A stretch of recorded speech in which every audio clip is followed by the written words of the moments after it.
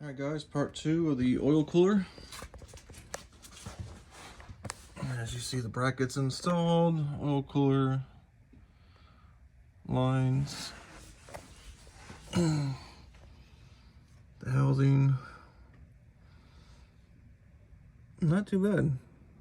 A lot better than I thought it was going to be. Might need to move my pump eventually, but I think we'll be close. So yeah, I might have to move the pump. I can pull it back a little bit or something. We'll see. But this is it. Let me know what you guys think. Like I said, I had to get the adapter right there and some clips off the little rings right there. I'll get them over here. So my oil cooler, there's little clips that came on here, little C clips. So I just bought these for cheaper and took the clips off because they didn't come on the oil cooler.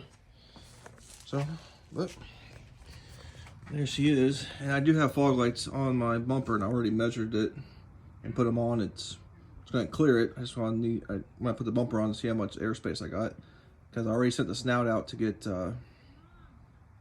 bearings redone. So we'll see how that goes. And while I'm down here, I might as well paint the intercooler black again since she's starting to fade again. So if you guys got any questions, let me know. Thanks for watching.